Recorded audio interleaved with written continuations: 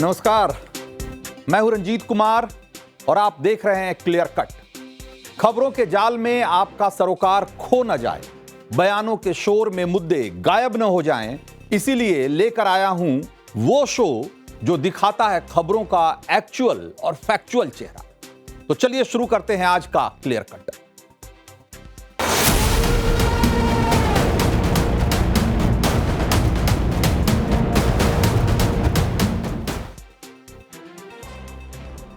तो जिनके अकाट्य प्रमाणों ने राम जन्मभूमि विवाद केस में जीत की बुनियाद रखी थी, जिन्होंने सनातन के धर्म ग्रंथों के संदर्भों से कोर्ट में साबित किया था कि अयोध्या में जन्मभूमि स्थल पर ही राम का मंदिर था, हिंदू धर्म के वही दिग्गज धर्माचार्य जगतगुरु रामभद्राचार्य आज विवादों में।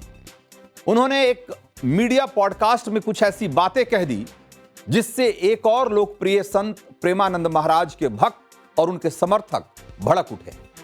संत समाज दो फाड़ होता हुआ दिखाई दे रहा है और नई बहस उठ खड़ी हुई है कि क्या सनातन में संत होने के लिए संस्कृत का ज्ञान होना अनिवार्य है? संस्कृत का ज्ञान न होने से क्या संत की प्रामाणिकता कम हो जाती है? संतों के मामले में विद्वता और भक्ति में किसे प्राथमिकता दी जानी चाहिए?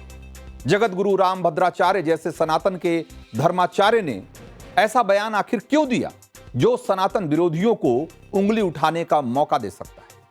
क्या प्रेमानंद की लोकप्रियता रामभद्राचार्य को खल रही है? क्या उनके बयानों में उनका अहंकार बोल रहा है, या फिर रामभद्राचार्य ने प्रेमानंद महाराज को लेकर जो कहा उनके अर्थ का अनर्थ निकाल लिया गया? इन सारे सवालों में कई चौंकाने वाले जवाब छिपे हुए। वो सब कुछ मैं आज आपको क्लियर कट बताऊंगा, लेकिन पहले यह जान लीजिए कि यह विवाद खड़ा कैसे हुआ, क्यों हुआ। तो एक मीडिया पॉडकास्ट में रामभद्राचार्य ने ऐसा सवाल उनसे किया गया जिसमें प्रेमानंद महाराज से उनकी तुलना की गई। सवाल में कहा गया कि जैसे आप बिना आंखों के सब कुछ देखते हैं, समझते हैं, पढ़ते लिखते हैं, वो एक चमत्कार से कम नहीं है। प्रेमानंद महाराज के लिए भी लोग ऐसा ही कहते हैं कि वो एक चमत्कारी है। इसी के जवाब में रामभद्राचार्य ने प्रेमानंद महाराज को चैलेंज दे दिया। रामभद्राचार्य ने एक नहीं, चार बातें ऐसी कही जिसको लेकर लोगों को आपत्ति हो रही। उन्होंने जो कहा उसमें पहली बात तो उन्होंने ये कहा कि प्रेमानंद अगर चमत्कारी हैं तो एक अक्षर संस्कृत बोलकर दिखा दें, या मेरे कहे संस्कृत श्लोकों का अर्थ समझा दें। मैं आज खुलकर कह रहा हूं, यह बात उन्होंने कही। उन्होंने दूसरी बात जो कही, उन्होंने कहा कि प्रेमानंद को न तो मैं विद्वान कहता हूं और न ही साधक, न ही चमत्कारी। वो तो मेरे लिए बालक के समान हैं, अवस्था में भी वो अभी और पढ़े लिखे। तीसरी बात जो उन्होंने कही, उन्होंने कहा कि शास्त्र जिनको आए वही चमत्कार है। किडनी न हो लेकिन डायलिसिस तो होता रहता है उनका, डायलिसिस के भरोसे जी रहे हैं, इसे चमत्कार कहना मुझे स्वीकार्य नहीं। और चौथी बात जो रामभद्राचार्य जी ने कहा, उन्होंने कहा कि प्रेमानंद के प्रति मेरी कोई दुर्भावना नहीं है, लेकिन उन्हें विद्वान नहीं मान सकता। ये लोकप्रियता क्षणभंगुर होती है, थोड़े दिनों के लिए होती है। तो प्रेमानंद महाराज वृंदावन में रहते हैं और पिछले कुछ सालों में उनकी लोकप्रियता बहुत गजब की बढ़ी। वो आस्था के नए केंद्र बन गए। बुजुर्गों से ज्यादा उनके दरबार में युवाओं की भीड़ जुटती। सोशल मीडिया पर उनके प्रवचन वायरल होते रहते। राजनीति, खेल से लेकर और फिल्मी दुनिया की बड़ी बड़ी हस्तियां, बड़े बड़े इन्फ्लुएंसर उनके दरबार में पहुंचते हैं। संघ प्रमुख मोहन भागवत भी प्रेमानंद महाराज के आश्रम में पहुंचे थे। प्रेमानंद महाराज की बातें नौजवानों में सनातन के प्रति रुझान और सोच समझ को बढ़ा रही। गजब तो यह है कि उनके प्रवचन गैंगस्टर तक सुनते हैं। पिछले ही हफ्ते कुख्यात गैंगस्टर रोहित गोदारा और गोल्डी बरार ने सोशल मीडिया पोस्ट करके कहा था कि जो भी प्रेमानंद महाराज को नुकसान पहुंचाने की कोशिश करेगा वो अपना अंजाम सोच ले, हम उसे बख्शेंगे नहीं। तो प्रेमानंद महाराज को लेकर इस क्रेज की वजह राधा रानी के प्रति उनकी भक्ति और तप, उनकी सहजता है। दोनों किडनी खराब होने के बावजूद 19 साल से उनका बाल बाका तक नहीं हुआ और यह बात लोगों को बहुत चौंकाती है। उन्हें इस बात के लिए एक तरीके से उन्हें यकीन दिला देती है कि प्रेमानंद महाराज की भक्ति में शक्ति है, चमत्कार है। और यही वजह है कि अक्टूबर 2023 में बनाए गए उनके सोशल मीडिया अकाउंट पर फॉलोअर्स की संख्या रॉकेट की रफ्तार से बढ़ रही है। वहीं जगत गुरु रामभद्राचार्य का जो सोशल मीडिया हैंडल है, जो कि 2011 का बना हुआ है, और उनके फॉलोअर्स की संख्या प्रेमानंद महाराज की तुलना में 1/4 है। इसीलिए प्रेमानंद महाराज से जुड़े श्रद्धालु रामभद्राचार्य के बयान को उनका अहंकार और जलन बता रहे हैं। संत समाज भी आपत्ति जता रहा है। सुनिए जरा। महाराज भी जो कह रहे हैं वो लोगों को जो अच्छा लगता है वो नहीं कहते हैं, जो शास्त्र उचित है वही बात वो कहते हैं। तो वो संस्कृत से मिला जुलाई है, सिर्फ वो अपने आम भाषा में है, तो इसके लिए उसे भाषा के कटघरे में नहीं रखना चाहिए। कुछ लोगों को उनसे जलन होने लगी है। सभी करोड़ों फॉलोअर्स प्रेमानंद महाराज जी को मान रहे हैं, और रामभद्राचार्य महाराज जी तो अपने आप में स्वयं भी स्वयंभू राम वो हैं। उन्होंने कोई पदवी तो दी नहीं, अपने आप बन बैठे जगत गुरु। महाराज जी प्रेमानंद जी से कभी नहीं मिले, और ना यदि वो मिलते आपस में कोई बात है, ऐसी एक गीता हो, भागवत हो, वो प्रतिदिन श्लोक बोल रहे हैं। यदि कोई त्रुटि है कहीं भी तो उस पर बताइए कहाँ गलती है, और यदि गलती दिखाई भी दे रही है तो इससे हमारे सनातन धर्म में विक्षेप हो रहा है। अध जल गगरी छलकत जाए। श्री रामभद्राचार्य जी ने कभी प्रेमानंद जी का सत्संग सुना है? 10 वर्षों से महाराज श्रीमद् भागवत गीता जी पे, श्रीमद् भागवत महापुराण पे वक्तव्य दे रहे हैं, और अनेकों उन्होंने श्लोक बोले हैं, संस्कृत में बोले हैं, और समाज कल्याण के लिए, अध्यात्म के लिए, नैतिकता के लिए बोले हैं। तो क्या उन्होंने सुना है? अगर सुना होता तो ऐसी बात नहीं करते। इनका विषय क्या है कि ऊंच निवास नीच करतूती, देख न सके पराई विभूति। किसी संत के द्वारा अगर संत का अपमान होता तो कितना यह जो है निंदनीय है। समाज में कैसे संदेश दिया जा सकता है? एक भक्त को एक भक्त ही जो है उसको मूर्ख बता रहा है, ज्ञानी बता रहा है, यह दुर्भाग्यपूर्ण है। ऐसा बयान पूज्य जगत गुरु जी भगवान को नहीं देना चाहिए, क्योंकि किसी भी ज्ञानी को भगवान आज तक प्राप्त नहीं हुए। अगर ऐसा कहा जा सकता है कि ज्ञानी को भी भगवान मिलते हैं तो सबरी को भगवान नहीं गले लगाते, सबरी को परम पद की प्राप्ति नहीं होती, जटायुध के भगवान के गोद में प्राणंत नहीं होते। तो रामभद्राचार्य के जिन बयानों पर पूरा विवाद गरमाया हुआ है, उस पर उनके धार्मिक संगठन तुलसी पीठ की तरफ से सफाई भी आ चुकी है। वो भी मैं आपको आगे बताऊंगा, लेकिन उससे पहले प्रेमानंद महाराज को दिए गए जो रामभद्राचार्य के चैलेंज की बात है, जरा उस पर बात करना जरूरी है। सवाल यह है कि जो संस्कृत नहीं जानता, जो संस्कृत के श्लोक नहीं पढ़ सकता, उस पर शास्त्रार्थ नहीं कर सकता या नहीं करता, क्या उसे संत, विद्वान, साधक नहीं माना जाना चाहिए? क्या धर्मशास्त्रों के संस्कृत श्लोकों का हवाला देने वाले ही संत हैं? तो इसका जवाब बिल्कुल स्पष्ट है। ऐसे सवालों में संतों की पहचान से ज्यादा ज्ञान के अभिमान की झलक दिखती है। भारत में तो संतों की एक लंबी परंपरा रही है जो संस्कृत नहीं जानते थे, धर्म ग्रंथों के श्लोक भी उन्हें रटे हुए नहीं थे, फिर भी उन्होंने अपनी बोली में, अपनी बोलचाल की भाषा में सनातन के मर्म को आम जनता तक पहुंचाया। अपने भजन, कीर्तन, प्रवचन से धर्म और संस्कृति की अलख जगाई। उन संतों के नाम आज भी जन जन को याद होंगे। मीराबाई, नरसी मेहता, भक्त रैदास, मलूकदास, संत ज्ञानेश्वर, नामदेव, कबीरदास, आपको जितने भी नाम याद होंगे, उन्होंने बोलचाल की भाषा में ही लोगों को सनातन से जोड़ा, धार्मिक शिक्षा दी। वो आज भी जनता की चेतना में मौजूद है।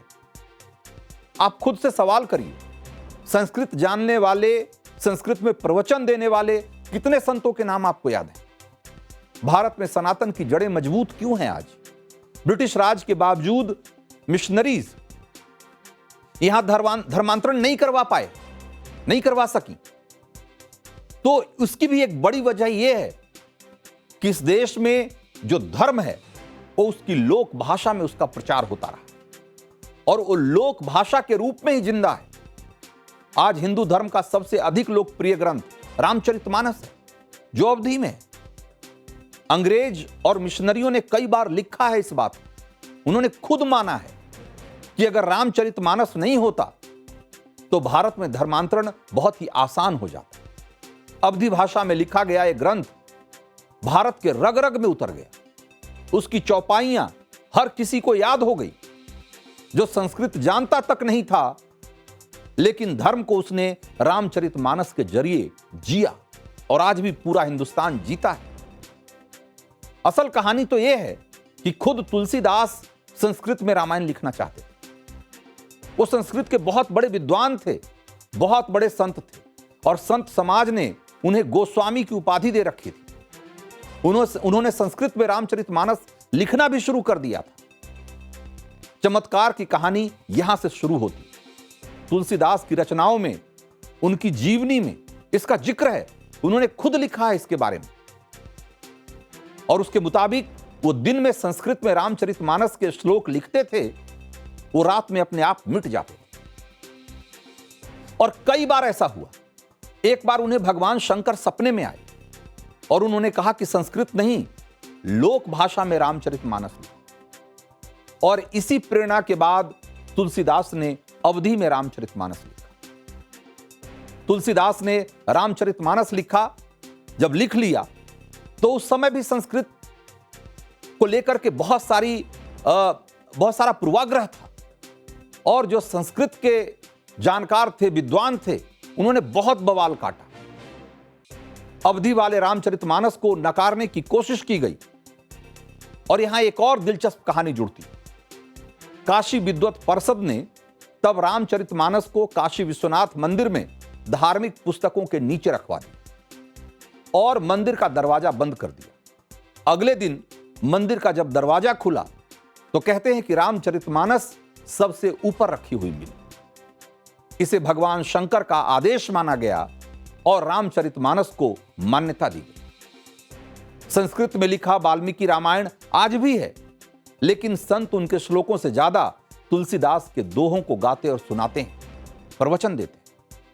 भारत की लोक संस्कृति में ऐसे हजारों उदाहरण मौजूद हैं जो बताता है कि भगवान भक्ति के भूखे हैं, भाव के भूखे हैं, भाषा के नहीं। इसीलिए संतों और सिद्धों को संस्कृत के दायरे में बांधना बिल्कुल सही नहीं।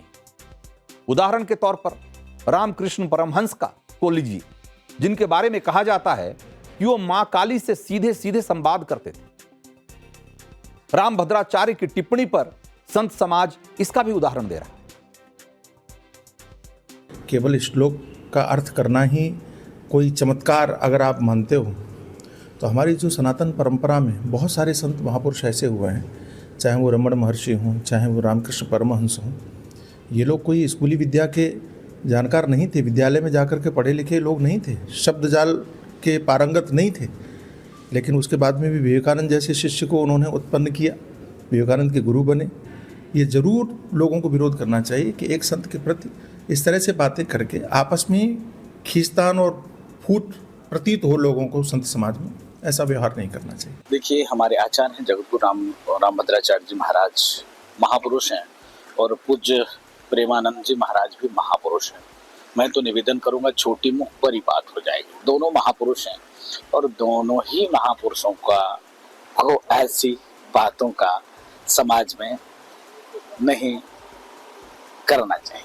इस प्रकार से समाज में क्या है कि बहुत तेजी से जो लेफ्ट टाइप के लोग हैं, जो सनातन द्रोही लोग हैं, वो इस चीज को इस प्रकार से फैला रहे हैं जिसका जवाब नहीं। इसके नाते दोनों महापुरुषों को पड़ेगा जल्दी।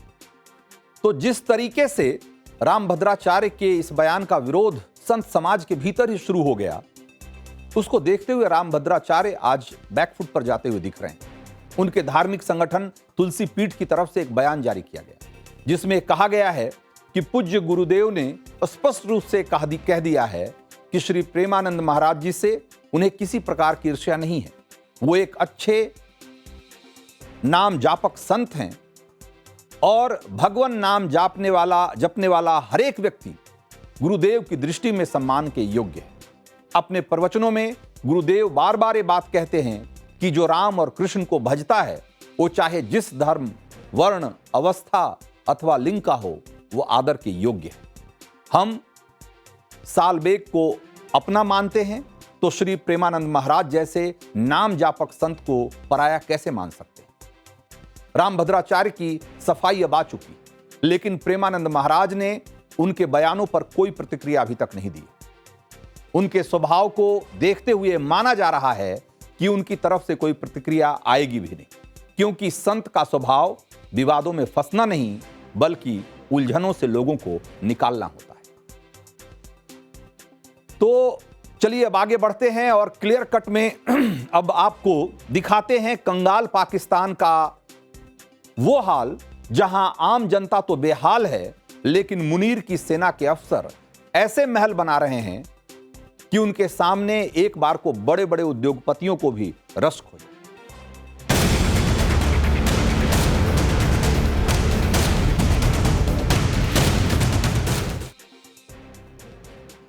तो पाकिस्तान को लेकर एक कहावत मशहूर है।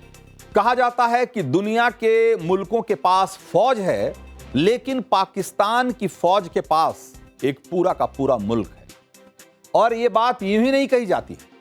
पाकिस्तान के वजूद में आने के बाद से ही इस्लामाबाद की गद्दी पर या तो रावलपिंडी के जनरलों की कठपुतलियां काबिज रही या तानाशाह सत्ता में, जिन्होंने पाकिस्तान की तिजोरी जमकर लूटी।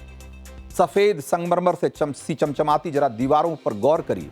अभी जो आपके टीवी स्क्रीन पर जो तस्वीर दिख रही है, इसको जरा गौर से देखिए। नक्काशी किए हुए मेहराब और रोशनी से जगमगाता एक एक कोना, चमक ऐसी कि दुनिया के रईसों को रस खो जाए। ये अरब के किसी शेख का महल नहीं है और न ही किसी शाही राजघराने की शानो शौकत की तस्वीर है। असल में महल पाकिस्तान की सेना के एक मेजर का है। सोशल मीडिया पर वायरल इस वीडियो को लेकर यह दावा किया जा रहा है कि पाकिस्तानी सेना में मेजर के तौर पर तैनात अफसर के इस महल में सुख सुविधा का सारा इंतजाम है। इमारत का हर कोना दौलत और विलासिता की गवाही देता है। कई एकड़ में फैली इस हवेली के बाहर फुटबॉल के मैदान जैसा एक बड़ा सा लॉन है। और इन तस्वीरों को देखकर एक बारगी हैरानी होती है कि जिस मुल्क की आधी आबादी को ठीक से एक वक्त की रोटी मयस्सर नहीं होती है, जहां महंगाई और मुफलिसी जानलेवा साबित हो रही है, उसी पाकिस्तानी फौज के एक मेजर का आलीशान बंगला देखकर आप हैरान रह जाएंगे। फौजी अफसर किस तरह पाकिस्तानियों की के हक पर डाका डालकर आलीशान जिंदगी जीते हैं, ये तस्वीरें उसकी तस्दीक कर रही हैं। देखिए जरा। तो इस महल को देखकर लोग यही पूछ रहे हैं कि अगर मेजर के पद पर काम करने वाले एक छोटे फौजी अफसर की ये मौज है, तो पाकिस्तान में मेजर जनरल क्या कहर ढा रहे होंगे भाई।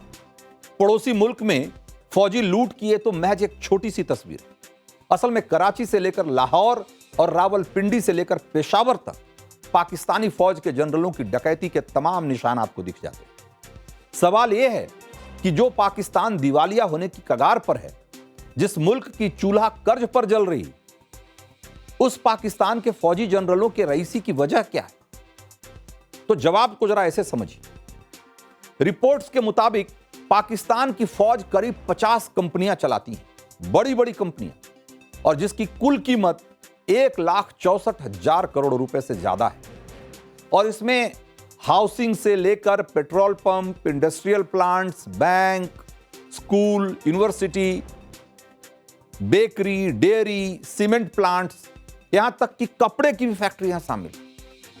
आसान शब्दों में कहें तो पाकिस्तान की फौज आतंक के साथ साबुन से लेकर आटे और तेल तक का कारोबार करती है। पाकिस्तान के फौजी किस तरह लूट का कारोबार करते हैं, इसका अंदाजा इसी बात से लगाया जा सकता है कि साल 1985 से 2005 के दौरान पाकिस्तानी फौज ने 5 लाख एकड़ जमीन पर कब्जा किया पूरे पाकिस्तान में, 5 लाख एकड़। और इसमें सबसे बड़ी हिस्सेदारी पाकिस्तान के फौजी अफसरों की थी। आतंक को पालने वाले पाकिस्तान की फौज किस तरह करप्शन के कुएं में समाई हुई है, यह तस्वीर उसकी एक बानगी भर। पाकिस्तान के फौजी अफसरों की विदेशों में भी अरबों की मिल्कियत।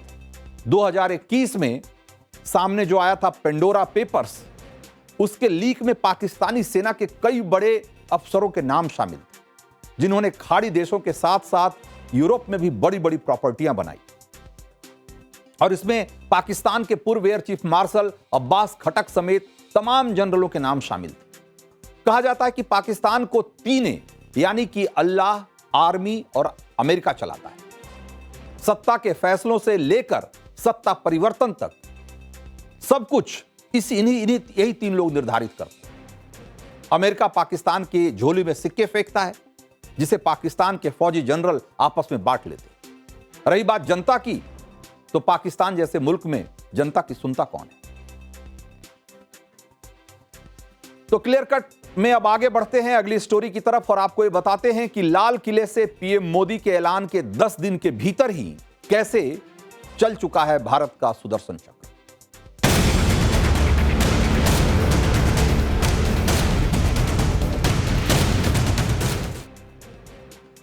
तो अब आपको तकनीक की दुनिया में हिंदुस्तान की बुलंदी से जुड़ी 3 तस्वीरें दिखाता हूं, जो ये बताती है कि स्पेस टेक्नोलॉजी से लेकर डिफेंस तक हर सेक्टर में भारत आत्मनिर्भरता के संकल्प को पूरा करने में कैसे जी जान से जुटा हुआ। तो पिछले 48 घंटे में जो 3 तस्वीरें आई है वो इस बात को दिखाती है। और जो पहली तस्वीर है वो सुदर्शन चक्र प्रोजेक्ट के फेज 1 की integrated air defence weapon system की जो सफल परीक्षण की तस्वीर है, वो है जो आप इस समय स्क्रीन पे देख रहे हैं। और दूसरी तस्वीर है गगनयान मिशन के लिए जो पहली बार क्रू मॉड्यूल का एयर ड्रॉप टेस्ट हुआ है, वो कैसे कामयाब हुआ है, ये उससे जुड़ी हुई तस्वीर।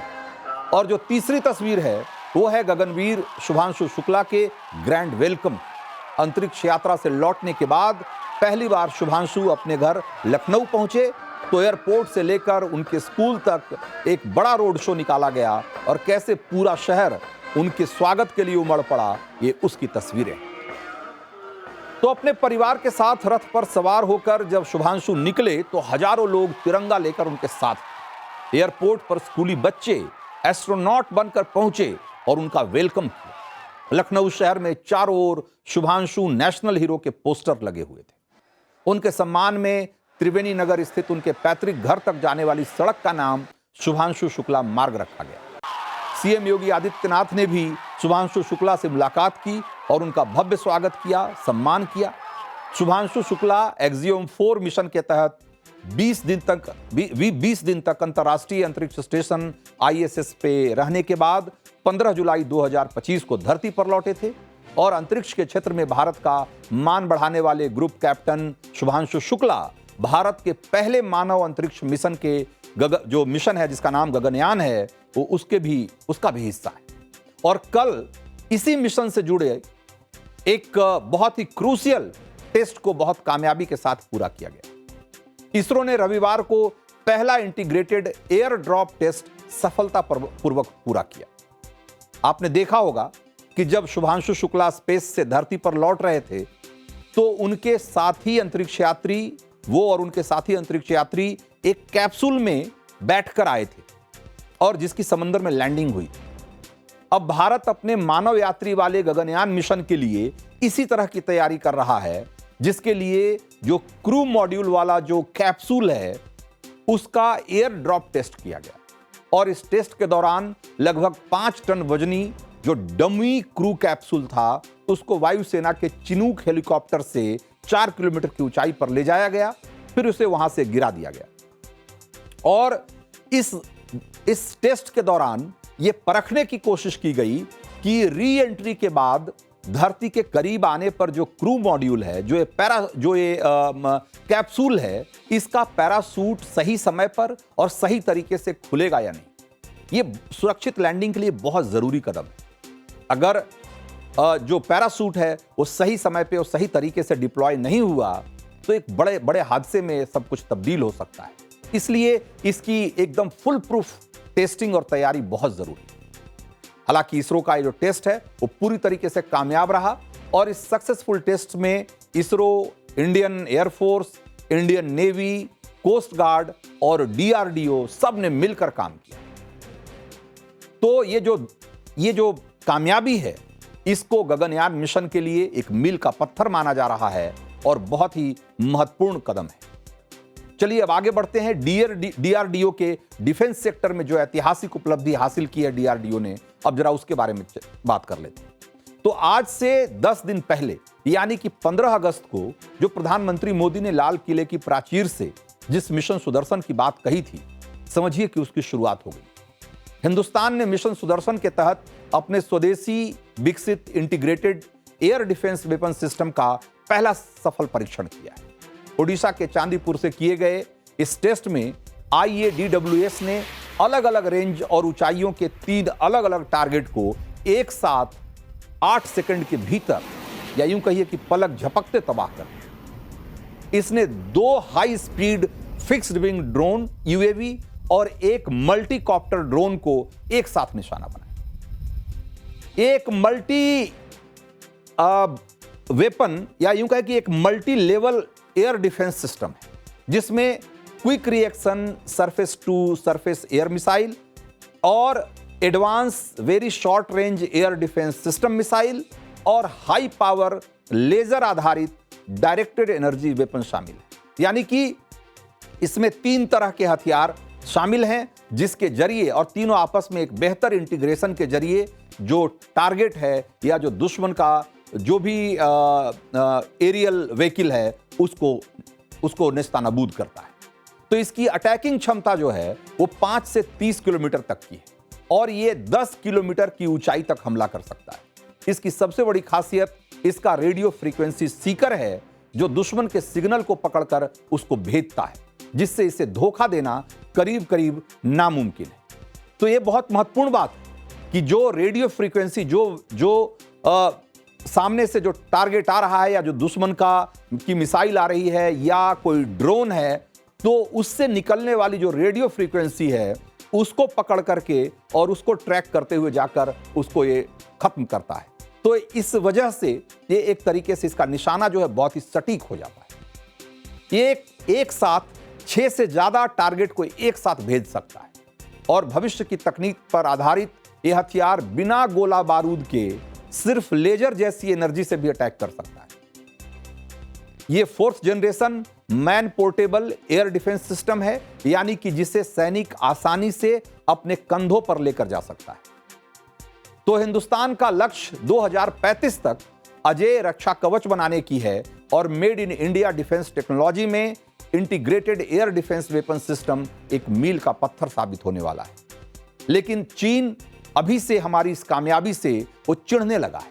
भारत के सफल टेस्ट से तिलमिलाए चीनी अखबार ग्लोबल टाइम्स ने एक रिपोर्ट छापी है, जिसमें चीनी विशेषज्ञ इसकी क्षमता पर सवाल उठा रहे हैं और कह रहे हैं कि परीक्षण से इसके असली असर का अंदाजा नहीं लगाया जा सकता। चाइनीज इसकी ऑपरेशनल विश्वसनीयता पर एक तरीके से सवाल खड़े कर रहे हैं। तो चीनियों को एक बार फिर से याद दिलाना यहां जरूरी है कि ऑपरेशन सिंदूर में मेड इन इंडिया हथियारों ने चीन के HQ-9 एयर डिफेंस सिस्टम और चीनी PL-15 air to air missile को कैसे नेस्तनाबूद कर दिया था, वो शायद इस बात को भूल रहे हैं। चीनी ड्रोन और डिफेंस सिस्टम को भेद कर पाकिस्तान को किस तरीके से हमने धूल चटाई थी, उसकी एयर डिफेंस को न सिर्फ कमजोर किया बल्कि साउथ एशिया में हवाई युद्ध की परिभाषा ही बदल दी। आधुनिक युद्ध के बदलते तरीके, मल्टी फ्रंट थ्रेट और फ्यूचर में आने वाले खतरे को भांपते हुए हिंदुस्तान एक ऐसा सुदर्शन चक्र तैयार कर रहा है जो न सिर्फ रक्षा करेगा बल्कि 2 गुनी ताकत से दुश्मन पर प्रहार भी करेगा। और ये क्लियर है कि ये सारा कुछ हिंदुस्तान का अपना होगा, स्वदेशी होगा, शुद्ध रूप से देसी टेक्नोलॉजी से बना एक अभेद सुरक्षा कवच। तो क्लियर कट में अब आगे बढ़ते हैं और आपको दिखाते हैं कि अमेरिका की टैरिफ वाली टेंशन को दूर करने के लिए पीएम मोदी ने क्या खास इंतजाम किया है।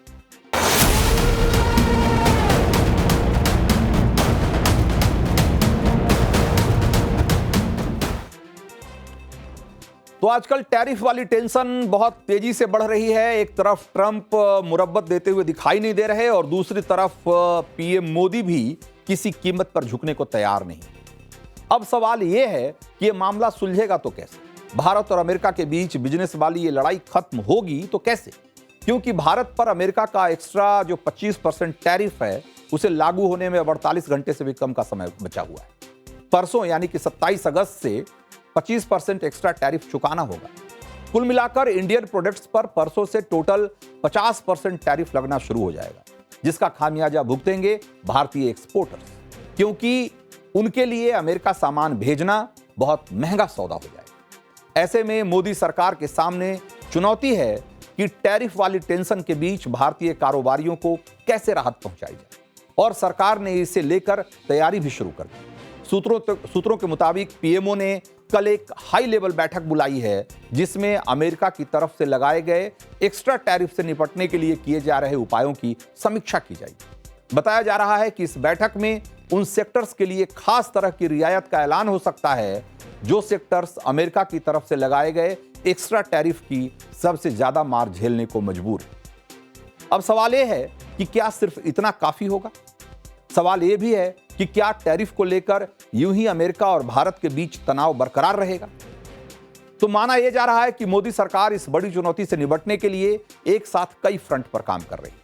भारतीय कारोबारियों को राहत देने के साथ साथ मोदी सरकार की कोशिश है कि अमेरिकी सिस्टम से भी एक तरीके से तालमेल साधा जाए और उसे भी एक बात को अच्छे से समझा दिया जाए कि चाहे रूसी तेल की साझेदारी का मसला हो, खरीदारी का मसला हो, या ट्रेड डील में साझेदारी का, जैसे अमेरिका अपने हित को टॉप पर रख रहा है, वैसे भारत के लिए भी देश हित सबसे ऊपर है। और अमेरिका को यह बात समझाने के लिए भारत सरकार ने एक और अमेरिकी लॉबिंग फर्म को जिम्मा दिया है। तो रिपोर्ट्स के मुताबिक मरकरी पब्लिक अफेयर्स नाम की लॉबी फर्म के साथ भारत ने 3 महीने के लिए एक करार किया है, और इस फर्म को हर महीने $75,000 यानी कि करीब 65 लाख रुपए दिए जाएंगे। मरकरी पब्लिक अफेयर्स में कौन कौन से लोग काम करते हैं, जरा ये भी जान लीजिए। ये वो लोग हैं जो ट्रंप सरकार की नीतियों को बदलने का दम रखते हैं, और ये सब मैं आगे आपको बताऊंगा कि वो लोग कौन हैं, लेकिन पहले ये जानिए कि ये लॉबिंग होती क्या है, और अमेरिका के भीतर लॉबिंग वाली जो कंपनियां होती है वो काम कैसे करती है। तो आसान भाषा में ऐसे समझिए कि लॉबिंग का अर्थ है किसी सरकार, संसद या नीति निर्माताओं को प्रभावित करने की कोशिश करना। यहां हिंदुस्तान में उसको आम बोलचाल की भाषा में दलाली कहते हैं, लेकिन ये जो दलाली है, ये जो लॉबिंग है, सरकार के साथ, सांसद के साथ, पॉलिसी मेकर्स के साथ, ये अमेरिका में एक तरीके से लीगल है, और वो इस तरीके से उसको प्रभावित करते हैं कि अगर किसी खास पॉलिसी या कोई कानून या कोई फैसला अगर हो रहा है तो उसमें उसका समर्थन करना है कि उसका विरोध करना है, उसमें बदलाव करना है। इस सब के का काम जो है वो लॉबिंग फर्म देखती है। वो आपके फेवर में भी, किसी व्यक्ति के फेवर में नहीं, बल्कि यूं कहे किसी संगठन, किसी सरकार, उसके फेवर में ये सारी कंपनियां काम करती हैं। ये सारी पेशेवर कंपनियां होती जो अपने ग्राहक, वो ग्राहक कोई भी हो सकता है, देश हो सकता है, कोई कंपनी हो सकती है, कोई संगठन हो सकता है, या कोई औद्योगिक सेक्टर हो सकता है, जो अमेरिका में सरकार, सांसदों और प्रशासनिक अधिकारियों से संपर्क करके ये कंपनियां सरकारी, जो अमेरिकी सरकार है उसकी नीति में बदलाव करवाने से लेकर कानूनों में छूट दिलवाने या राहत दिलवाने, ऐसे तमाम काम करती है। यही नहीं, ये फर्म किसी देश या कंपनी की छवि सुधारने का भी जिम्मा लेती है। इसके अलावा व्यापारिक हितों की रक्षा करने का भी टास्क ये अपने हाथों में लेती है। इसीलिए भारत ने अमेरिकी टैरिफ और तेल प्रतिबंध के मुद्दे को सुलझाने के लिए लॉबिंग फर्मों को कॉन्ट्रैक्ट दिया है, ताकि वो अमेरिकी नेताओं से मिलकर भारत के पक्ष में माहौल बना सके। वैसे अपने देश में सरकारी जो लॉबिंग है यानी दलाली है, वो पूरी तरीके से गैर कानूनी है, लेकिन अमेरिका में लॉबिंग कानूनी है और एकदम बिल्कुल पारदर्शी प्रक्रिया है।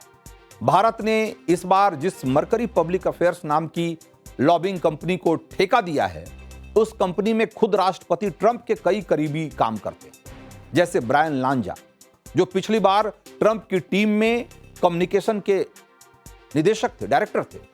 और इसी कंपनी के साथ जुड़ी हुई हैं सूसी विल्स भी, जो व्हाइट हाउस में चीफ ऑफ स्टाफ हैं। उन्होंने नवंबर 2024 तक इस फर्म के साथ लॉबिस्ट के रूप में काम किया था।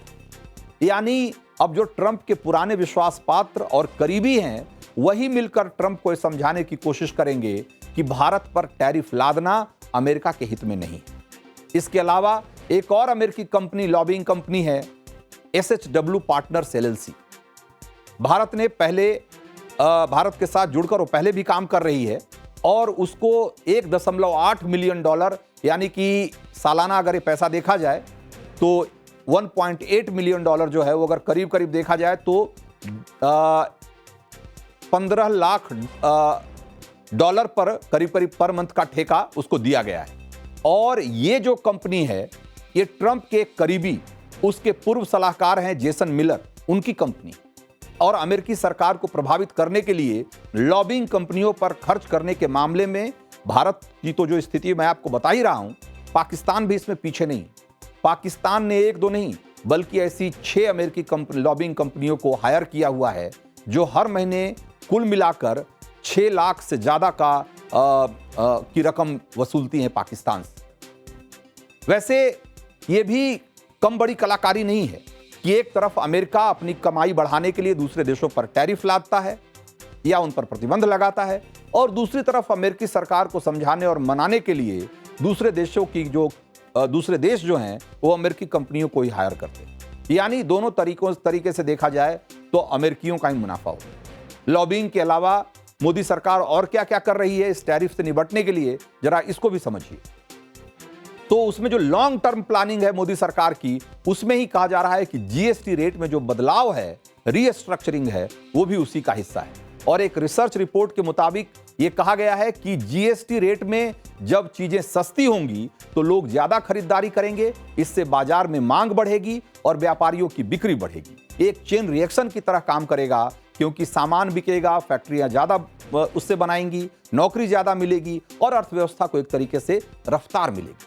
तो अर्थशास्त्रियों का मानना है कि जो अमेरिकी टैरिफ है उससे निपटने के लिए ये जो जीएसटी की रीस्ट्रक्चरिंग की जा रही है, उसके स्लैब में जो चेंज किया जा रहा है, वो एक बहुत ही प्रभावी कदम हो सकता है। तो आज क्लियर कट में बस इतना ही। मुझे दीजिए इजाजत। ब्रेक के उस पार देखिए प्रतिशोध दिनेश गौतम के साथ।